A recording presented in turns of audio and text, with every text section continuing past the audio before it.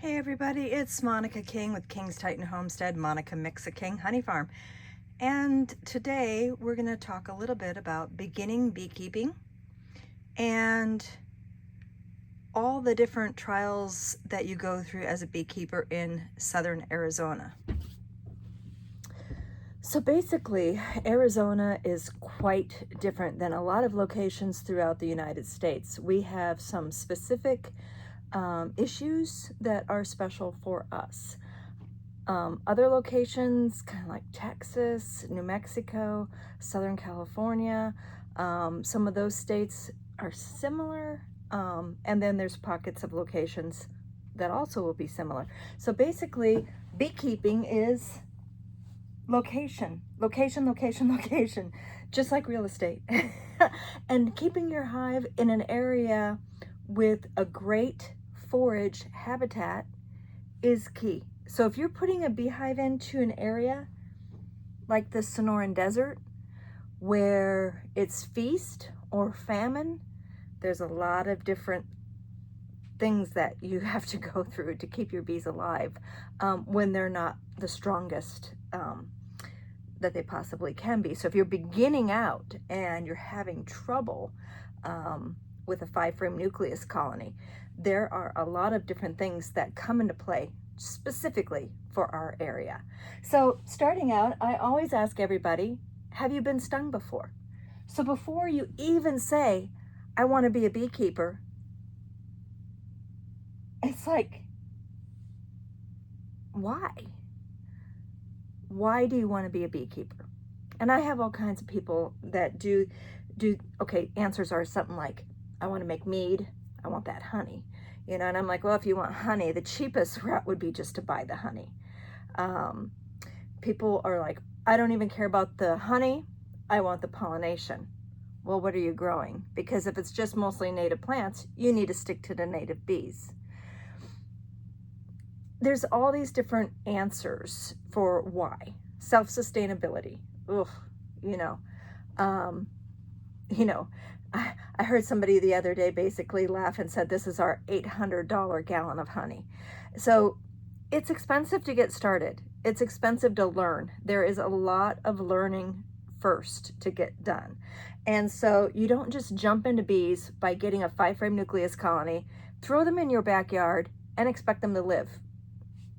It just doesn't work that way. That's beekeeping like 50 years ago. I mean, you might have been able to throw a hive in your backyard and then go and harvest from it.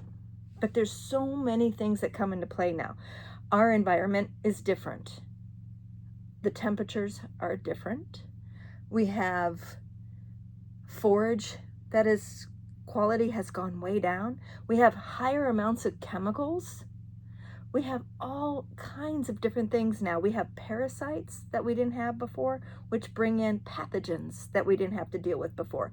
So just throwing your hive in your backyard and saying, oh, I got honey, I'm gonna go out and rob the honey, it just doesn't work that way anymore. It might have in the past, but not anymore. And they did still deal with colony collapse disorder. Like my grandpa had it, back in the 50s. So, I mean, it's something that's not new. I mean, it cycles.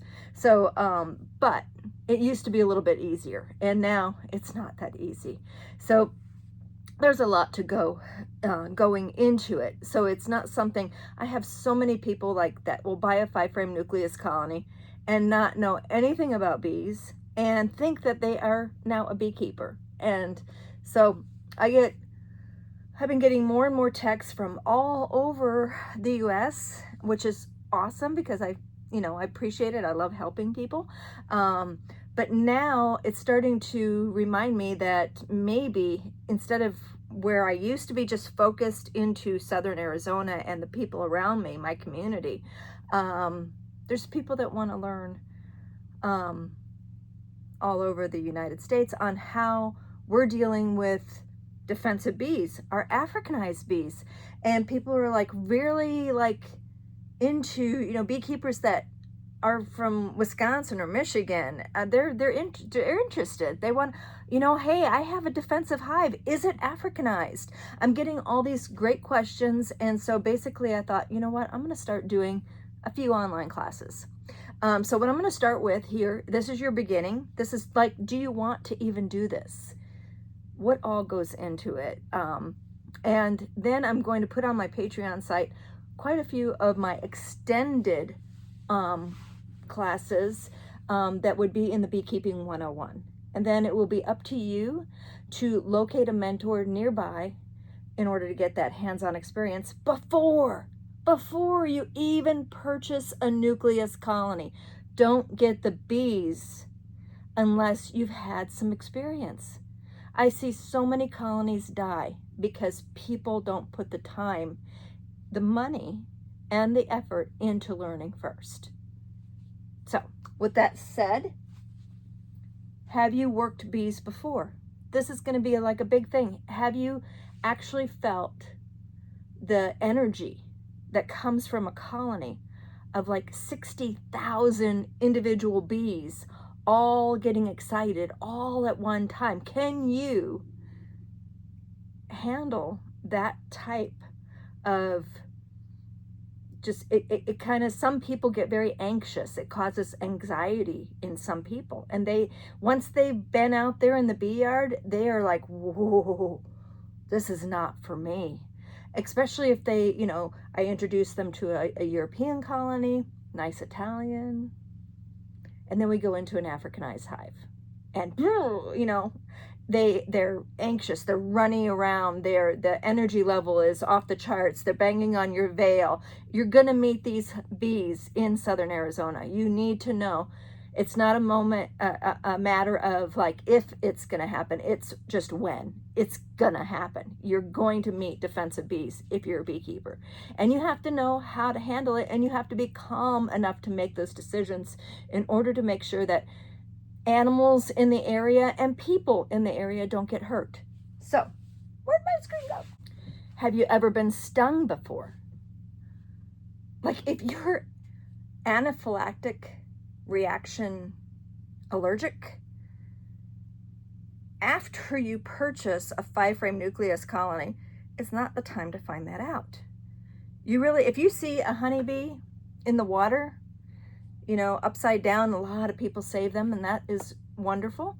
Maybe just grab her, sorry to say it, sting yourself.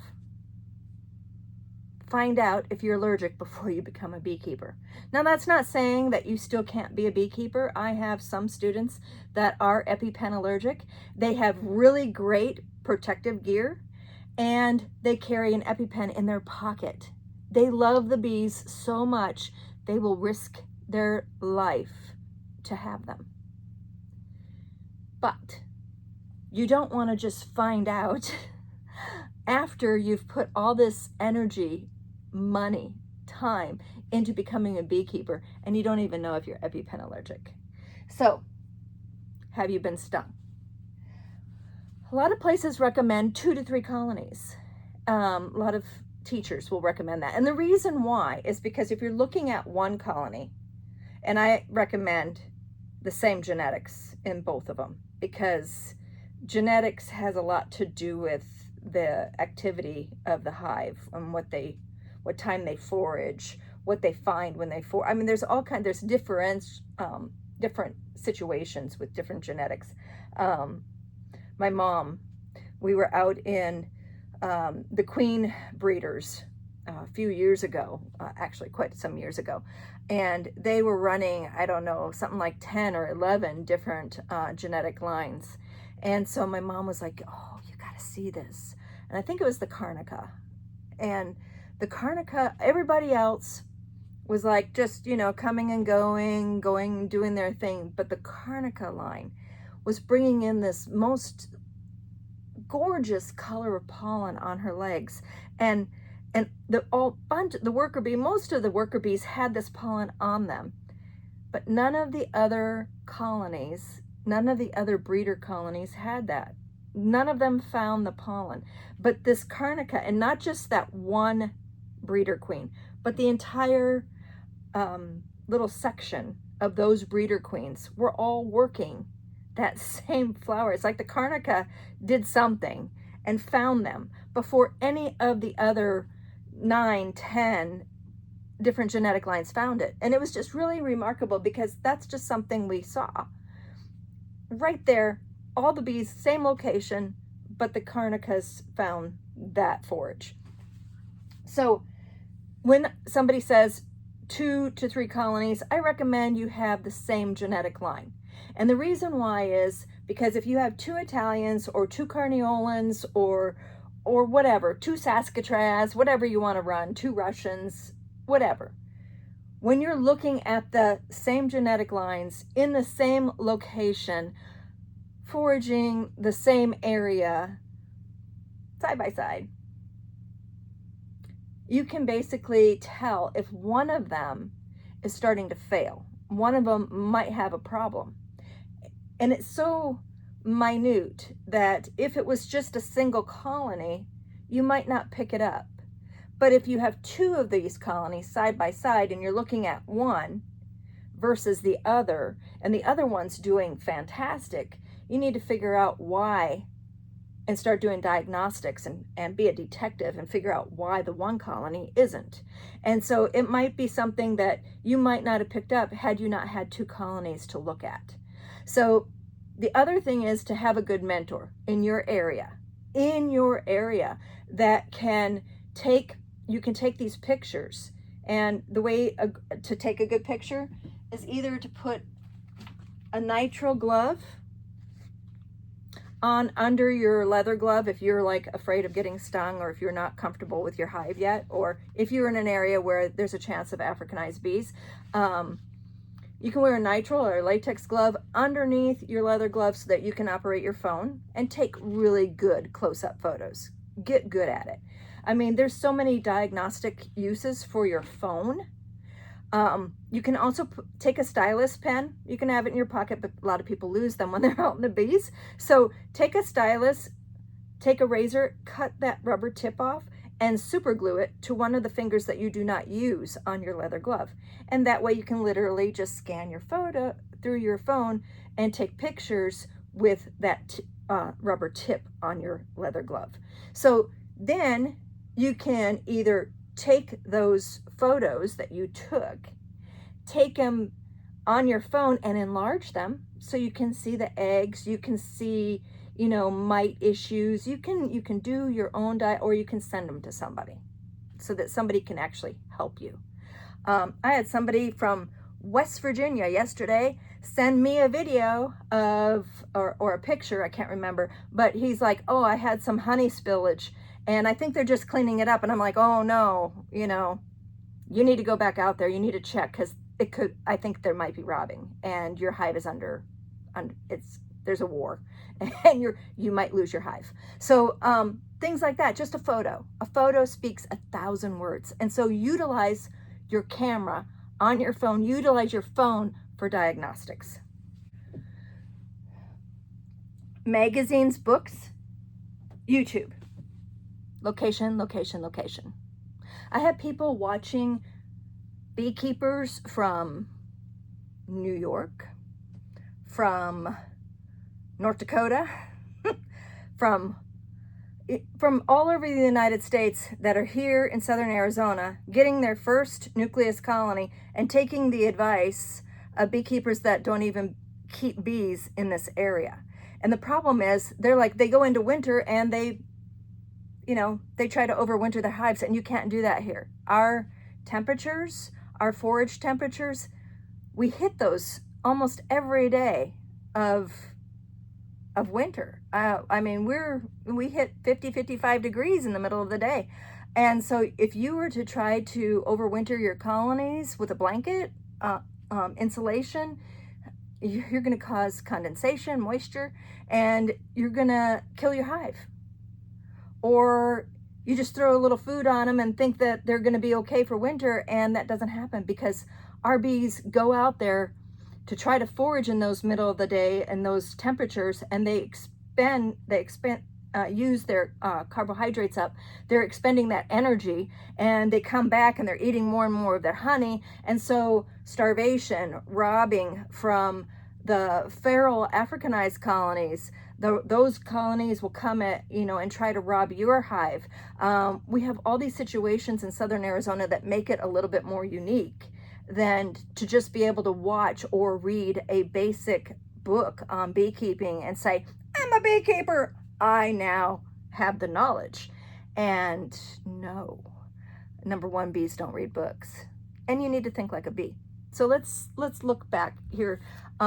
So thinking like a bee, one of the good books to get started with, to just kind of get an idea.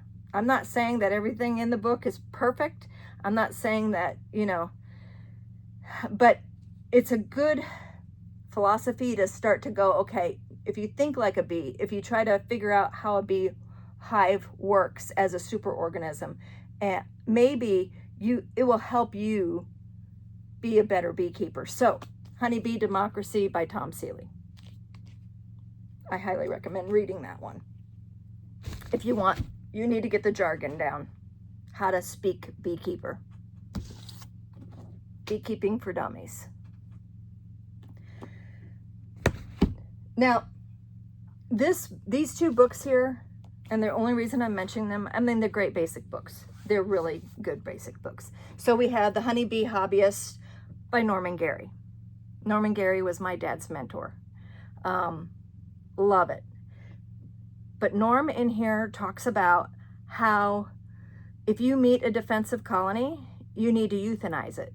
And Kim Flodum, who is the editor-in-chief of Bee Culture magazine for a long period of time, and I don't know if this is the 4th edition of the Backyard Beekeeper, and this is like printed and printed and printed over and over and again, and it's very popular. But the same thing, you meet a defensive colony, kill it.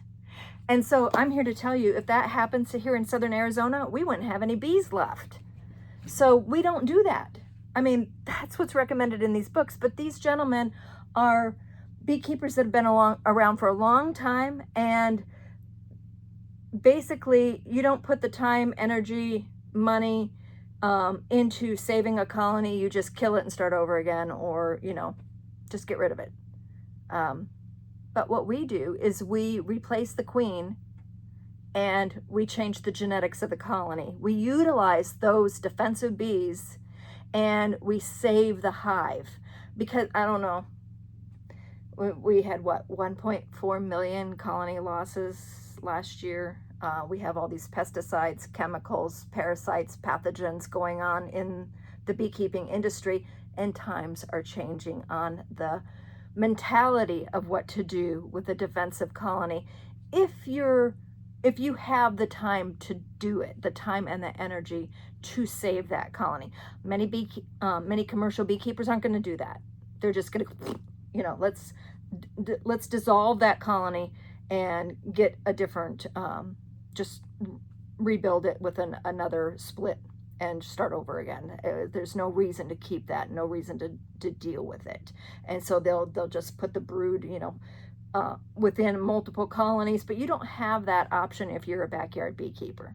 So some people may want to find that mentor that if they have a defensive colony that knows how to requeen, or that offers a service in requeening, and has an isolated location, bee yard, apiary, where they can take your hive, take it into a more safe area, that you can work those defensive colonies, because number one is safety. Like, you don't want to save that defensive colony if it's putting you or your animals, children, whatever, neighbors at risk. So safety is number one before saving the defensive colony. But if you have the ability to save it, I have made 5 colonies from 1 double deep of Africanized bees. So I mean, I utilize them, but it takes a song and a dance and a little experience. So I mean, there are some prayers thrown at it too. So it is a little bit more than what a beginner can do. So with that said, again, stressing the importance of a local mentor. About me, I do this in southern Arizona. I am a local mentor. and I'm third generation beekeeper. So my family is in the back of Queen Rearing Essentials, and my dad started, he grafted his first queen under the guidance of Norm Gary when he was 14 years old. So, trying to hold it together. Dad passed away this year. Okay, moving on. So, in the back, there's an entire chapter about my family. And so this is what I grew up doing. I always tell everybody that when I'm teaching my Beekeeping 101 class, I started when I was knee-high to a beehive. And I also like joke that my mom had us children out in the bee yard because we worked as a family. I mean, you'll find my sisters, my brothers, and my, are in the beekeeping industry. 5 of us out of 6 are beekeepers. And if you wanted to learn a little bit more about that, the American Bee Journal will have a featured article about my dad in the October 2025 issue. So with that said, next. So a brief history. This is a cave painting in Spain. Archaeologists estimate this to be 8,000 to 10,000 years old, which means people, human, man, has been harvesting or stealing honey from the bees for thousands of years. And people hear about King's Tut tomb being opened, and basically, there being honey in there. It was not good honey. I mean, honey changes over time, and it's not honey like we would be like going, ooh, honey, and be like sticking your finger in there and and getting all into it. It's not yummy. I mean, there was honey there, but it wasn't good honey. It wasn't usable. It does change over that many years. So it gets dark and icky, and the taste changes. So there's a lot of things that change with honey. In fact, I'll go back to family. My uncle Ron Miksha runs a beekeeping blog that talks about King Tut's tomb honey, and it's called Bad Beekeeping. He has a podcast, a website, and a book. Ron's last name is Miksha, Miksha. So, and about the family, and our last name is also in that ABJ article. So I'll get back to this. So I stole this photo, of course, from planetbee.org, and I want to give them credit for that photo. But basically, there's all this documentation throughout history about beekeepers, people having bees, people teaching about bees. I think it was in a Chinese document around 200 BC or something like that, that they mentioned beekeeping mentors. So this has been happening for a very, very, very long time. We've been with the bees and beekeeping. The big thing about here in the United States is that honeybees are a non-native species, meaning that the European settlers brought them. Who in their right mind throws bees on a boat? How amazing is that? So what was it? So here's some things to think about. Did they know about pollination, or were they just bringing them for the honey? The ancient Egyptians were the first migratory beekeepers. Speaking of boats, they would put their bees, which instead of in square boxes, they kept them in clay cylinders. And so these cylinders were stacked on a barge. And then they would send the barge down the Nile. And when it got to like citrus or palm, whatever they were going to pollinate or harvest honey from, they would just drop anchor. And they had a mark on the barge. And when the water level, the barge mark, and the barge started sinking, and the mark on the barge got to water level, they knew that there was such a heavy load of honey in that barge that they needed to get it back up the Nile in order to extract the honey. That's the ancient Egyptians, the first migratory beekeepers. It's not abnormal to move bees from one location and truck them or barge them or whatever to another location in order to do pollination. This is something we've been doing, man has been doing for thousands of years, hundreds, thousands of years. Not hundreds of thousands, but you know what I get. You know what I'm saying. There was an apis species, honeybee species, in North America millions of years ago. Here's a sample of it. So Tucson is fantastic. We have the Gem and Mineral Show. Actually, we have like 30 some different shows in January and February where we have fossil dealers and mineral dealers come from all over the world. And so I got this really cool fossil of apis species here from, and this was found in Utah. So they were here a long, long time ago. And what happened to them?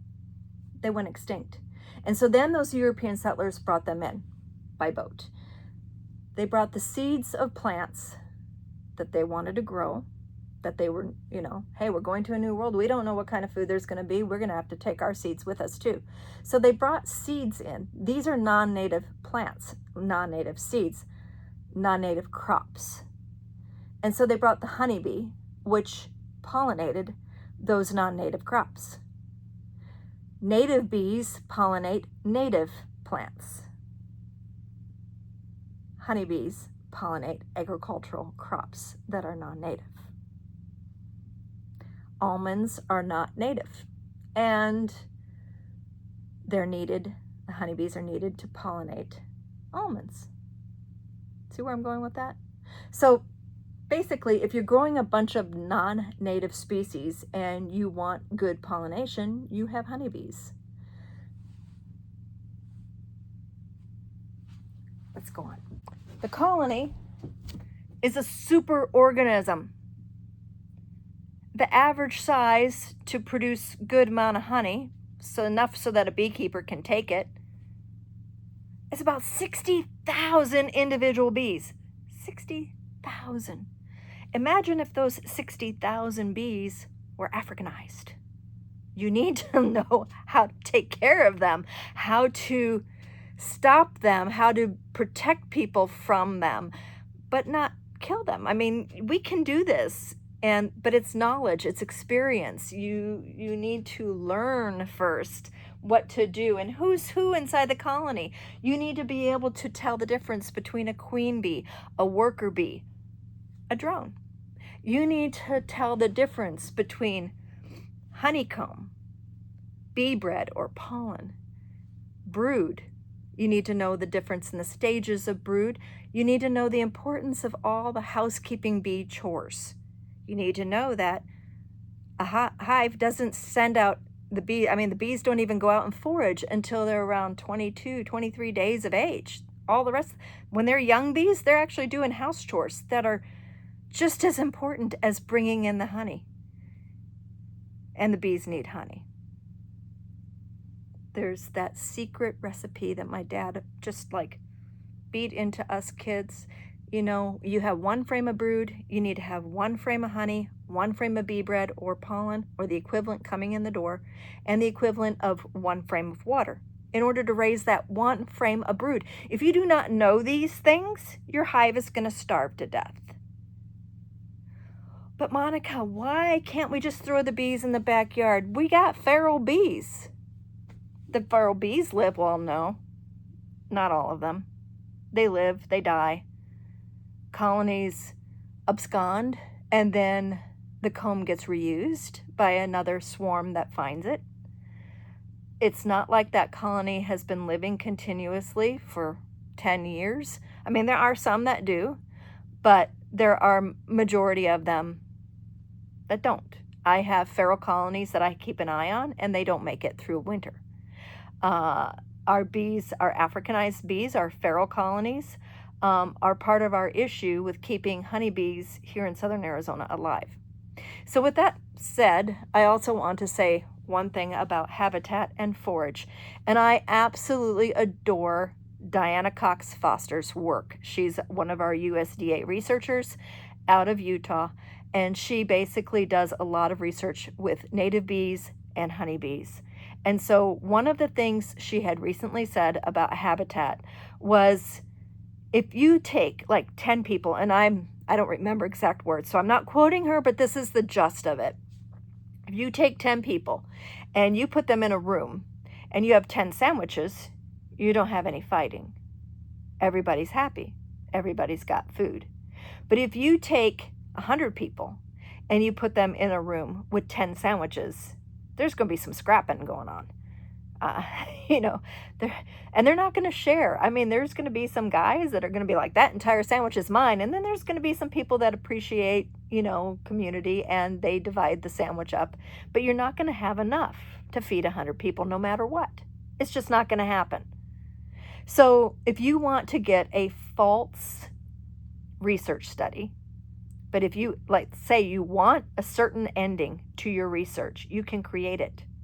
You could take an area that is in a dearth or is in a drought and not have enough forage, and you can move a commercial beekeeper in there with 100 colonies, and if you don't have the forage for those honeybees and the native species, then they're going to fight. But if you pay attention, and beekeepers don't do that. Beekeepers will look at they don't want to put their bees in a spot that doesn't have good habitat.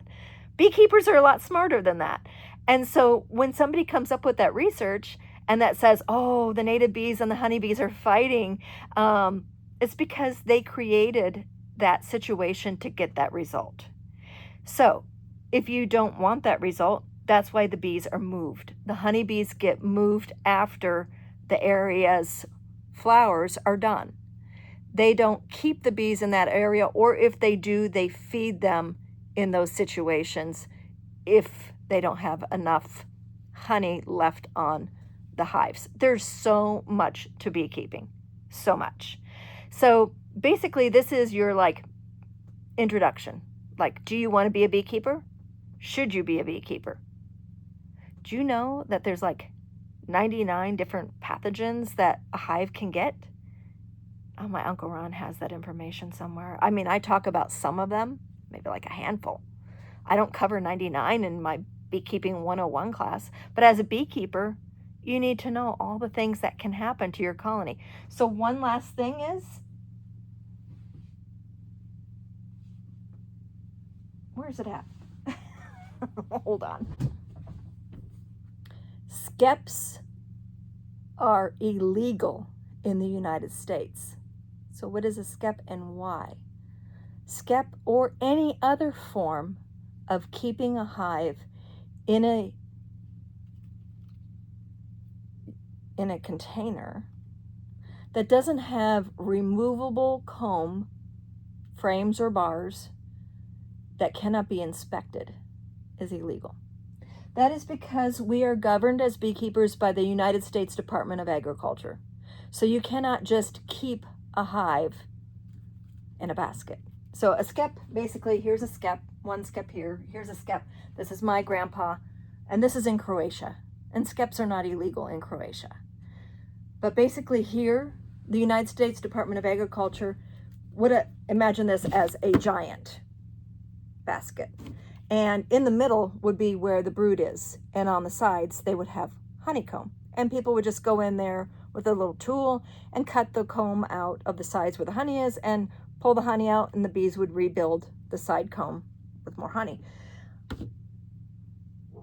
But the brood frame, the brood comb, is not removable, which means you can't inspect it for pathogens. You can't look at it and say, okay, my hive has parasitic mite syndrome or deformed wing virus or American foul brood or European foul brood or, any of these things. You can't inspect it.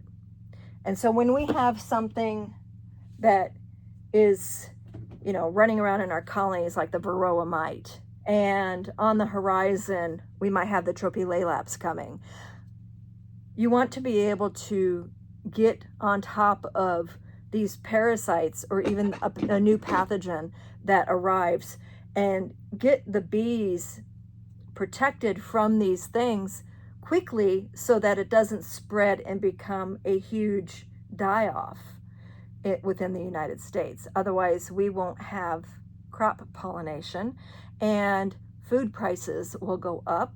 There might be some shortages, and that 1 in 3 bites of food that you owe to a bee doing that pollination of that non-native crop species that the native bees cannot keep up with basically won't be available for you.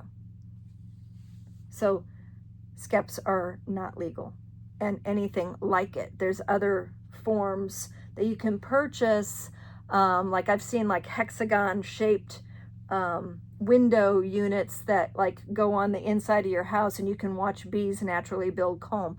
And so that's like an observation hive, but it's non-inspectable. That is illegal in the United States. Here in southern Arizona, we are non-regulatory.